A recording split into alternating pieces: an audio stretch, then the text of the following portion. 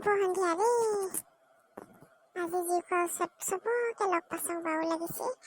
এই জুই খুৱাই থাকোঁতে মই এটা গল্প ক'ব ওলাইছোঁ দেই। চবৰে বাৰু শুনবে।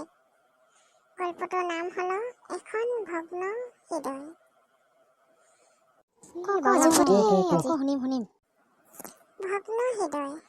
বতৰটো জাতকে গোমা কৰি পেলালো। ডাৱৰবোৰ কবাক জালগে। ডাঙৰকে বৰষুণ আহিব পাই। ভালে কেইদিন হ'ল বৰষুণ দিয়াই নাই। দিলে বাৰু লাগব দেই।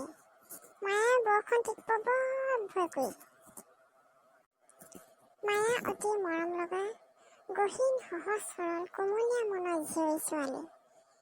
এজন ককায়েক, মাহাক বাপেক, তাই মাইকী ল'ৰা। বাপেকে বাগানতে চাকৰি কৰিছিল। অতদিনে কোৱাৰ্টাৰতে থাকিলো।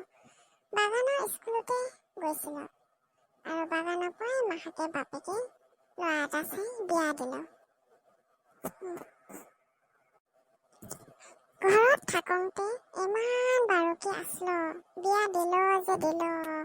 গোটেইখন ধুমুহা আহিল তাইৰ জীৱনত। তিতা টেঙা যুদ্ধ, সংগ্ৰাম আৰু সংগ্ৰাম।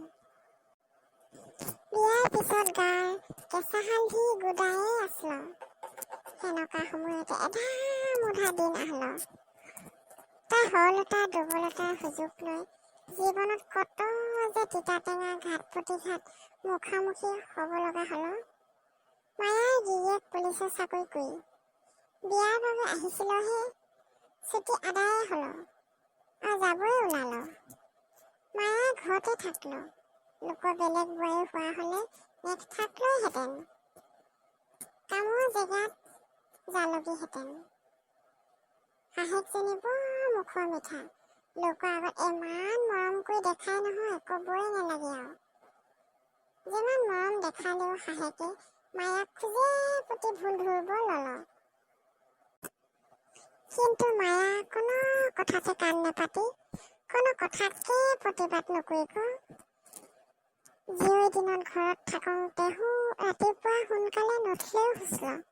কিন্তু যেতিয়া বিয়া হ'ল, ৰঙাকে বেলিটো ওলাব নেপাওঁতেই উৎফ লাগি মেখেলা চাদৰ সৈতে এজনী লখিমী বোৱাৰীৰ ৰূপত হাতত বাঢ়নি লৈ আগ ডিগি পিছ ডিগি চোতাল সাৰিব লাগি। গা ধুই শাহেক শহুকক ডেক্সিটোলৈ চাহ বাকব। কোনোবা চেনি খাব, কোনোবা চেনি নেখাং বুলিব। ভাতৰ খাইছিয়েই, আলু নেখাং, মছলা নেখাং।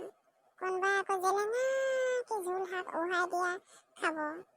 কোনোবাই মাছ পিটিকা, বেঙেনা পিটিকা খাব। ভাগে ভাগে উচুমান কি বনাই থাকিব লাগি। এটা ৰবটৰ গতে দিনভৰ কামকে কৰি থাকিব লাগে। বাহিৰৰ জগতখনৰ কথা ভাববকে নেপায় ল'ৰাজনীয়ে। তাতকৈ দুখ লগা কথা যে দিনটো এবাৰো বাৰুকি আছিখনকে চাব নেপায় আকৌ। ল'ৰাজনীৰ কথা ভাবিলে বৰ বেয়া লাগে আকৌ।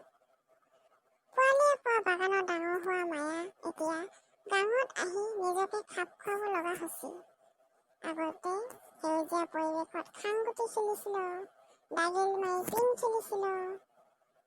মাহাক বাপেকৰ হাতত ধুই বাগানৰ দুৰ্গা পূজা চাব গৈছিলো। দুখন হাতত দুঝকা বটলৰ খাউপি দি কিমান যে ফূৰ্তি কৰিছিলো, কিমান যে ৰং ধেমালি কৰিছিলো। মাহাকে বাপেকে ককায়েকে কিমান যে সুখৰ দিন আছিলো দেই। তাই নিজৰ জীৱনটোৰ কথা ভাবি ঘিণ লাগব ল'ল। কিমান যে আশাৰ সপোন দেখিছিলো। মায়া ল'ৰাজনীয়ে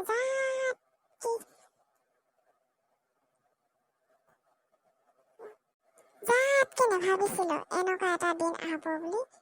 ধৈৰ্য ধুই ধুই জীৱনটো আগবঢ়াই নিছিক।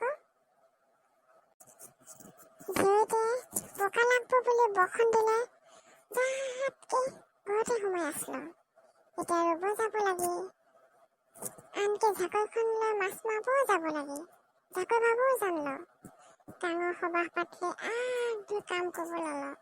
গাঁৱৰ চবেই মায়াক বাৰু পাব ল'ল। মনত যিমান দুখ থাকিলেও মুখত হাঁহিটো থাকবয়ে। যিদিনা তাই বিয়া হৈ গাঁৱত আহিলো, সেইদিনাৰ পৰাই ৰঙীন সপোনবোৰ ভাঙলো। তথাপি সদায় সুখী হৈ থাকিব বিচাৰি। কাক মনৰ কথাবোৰ কয়ে ফুৰিব বাৰু। মায়ে দুখবোৰ দূৰ দিগন্তলৈ ঠেলি দিল আৰু ওচক আহব নিদি বিধাতাৰ যি লিখন মায়াই কেতিয়াও সলনি কৰিব নোৱাৰিল। গোটেই জীৱন মায়ে এই ভগ্ন হৃদয়খন লৈ আগবাঢ়ল। জীৱনৰ গতিপথ এধা মুধা বাটৰ পৰা ফটফটে পোহৰ দিগি যাব বিচাৰিছি ক। ধন্যবাদ। ইমান দুখ লগা কাহিনী। তাকে পাই মাইকী লোৱা জীৱনটো কেনেকুৱা নহয়। মাহাকৰ ঘৰত ইমান সুখত থাকল, এতিয়া এঘৰলৈ ওলাই দিলোঁ, দুখৰ ওপৰত দুখ। দে বেছি সেনেকৈ সুখী হ'ব।